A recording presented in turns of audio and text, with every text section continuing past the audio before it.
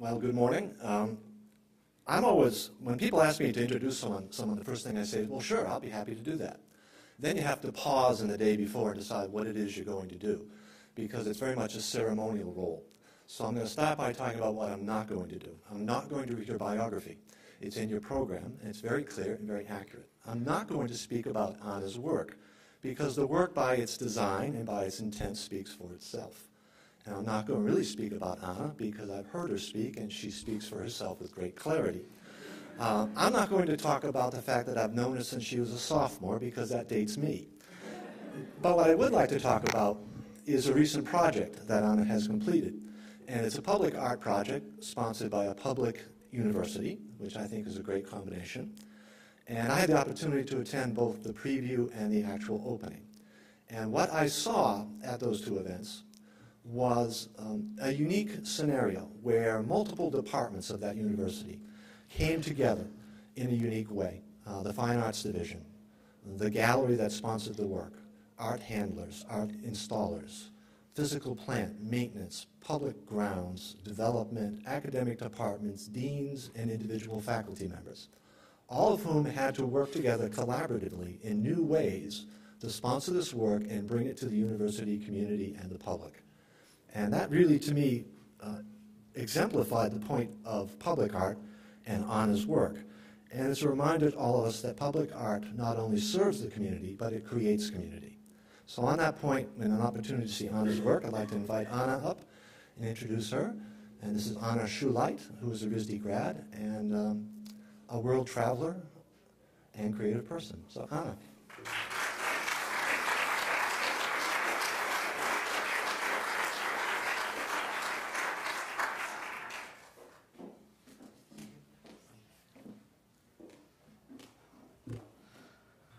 So this is my first keynote. I'm accordingly nervous.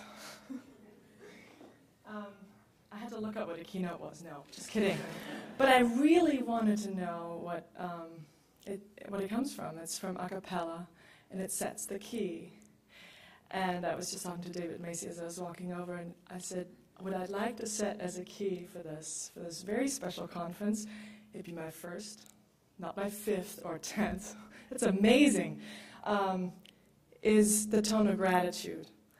I'm here to thank you for what you do. And I'll do that in more circuitous routes.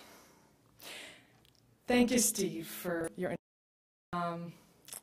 and for telling just a little bit about the project I just finished. It's an honor to be here because I went to RISD, and it takes me back here in many ways. I received so many gifts as a student when I was here.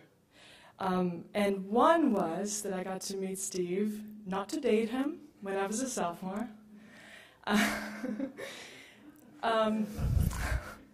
because he ran the alumni and career services, and he had his own little building, which I loved because there was no hustle and bustle. There was basically no one there, because career services for the arts is an oxymoron, I think.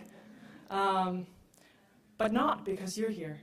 So I remember going there and looking through the files and looking for ways to dream ahead. Really, that's what I wanted to do. I'm really good at daydreaming. And I made a wish list for myself. And this is now to date me 14 years ago, and there were no websites. All of your organizations, unless really I missed it. I didn't even have email, so I don't know if you had a website. But if you did have a website, probably no one saw it because I didn't see it, and I really looked. I found pamphlets and programs and flyers, real printed materials that were in Steve's files that said, this is a place you can go to when you graduate. And I'm talking about residencies, artist colonies specifically, but also grants, organizations that supported the arts in one way or another. And I wrote a wish list of things, and I still have that wish list. And I'm working my way through that, and if I haven't met you yet, then maybe one day I get to meet you. Some of you I have, and I feel very lucky that that's the case. I decided that once I graduated, I would apply to a range of places that would cover me for a year somehow. I'd go from one to the next, to the next, to the next. And I wrote that in my proposal, which was a mistake, someone told me later. Do not write that you want to go from residency to residency. It makes you look, I don't know, fill in the blank. I wrote that, and I got accepted out of 10 by 1. And it was my first artist residency. I won't say which one. I won't say any names today.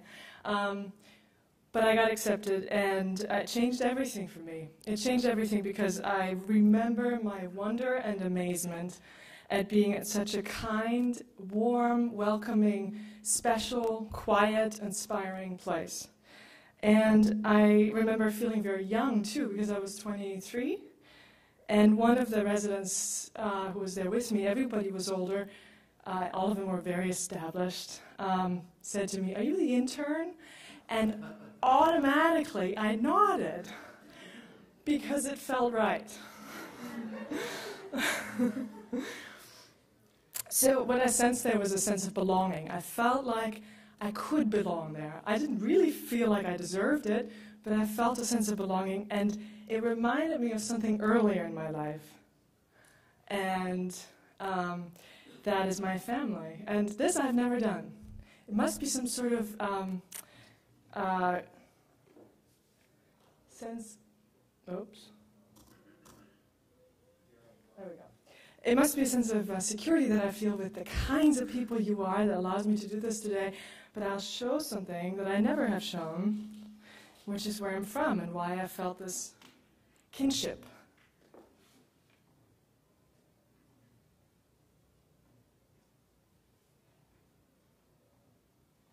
This is my sister. I come from a family of artists. She makes her living as a mime.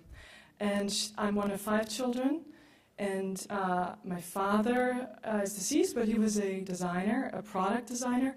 And my mother is a fine artist. She's a sculptor. And my one sister here is a mime. And my brother is an architect. And my little sister is an animator. And my other sister is a collagist. So there was no question in my family as to what I was going to be. My mother always used to say, not like the thing that people say to their children, you can be anything you want. The opposite, she said, you will be an artist. You just have to pick your discipline. So this is, it's a virgin slide. I have never shown this. This is my mom's studio. And you see some of her work. She never does anything two-dimensional. She only works in 3D. She does sculptures and installations and performances and theater and ballet. She works with ballet. She doesn't dance. Light. She works with light. And she loves raw materials. And the reason why I'm showing you this is because my entire childhood felt like I lived in parts. Everything. I loved going to other kids' houses because they were set up. Our home felt like this. There were parts everywhere, and it was like Noah's Ark. My mom collects wheels, and then all the wheels are in one place. And I have a slide for just that. Balls. She has, and it's not one house. She has an old water mill that she rescued from demolition. And that's when I moved out. That's when I left the country, because it was too stressful. But she's still saving it from demolition. But all of those houses, which is 3 barns and a old bakery and a living space, they're all filled with parts. And every time I go see her, she has more parts, new parts. It never quite comes. It's like a set design that is in perpetual disarray. And I visit once a year for 1 week because it's so intense. But that's her. And she'd be very upset. She knows I'm here today, but she doesn't know I'm showing this slide, so it's like a wink, wink. This is her. This is one of her places where she collects just suitcases. But that was just one summer. She doesn't always collect suitcases. Then they're gone again. She trades them in for something else, like metal. She loves metal. So I left when I was 16, kind of because of this. And,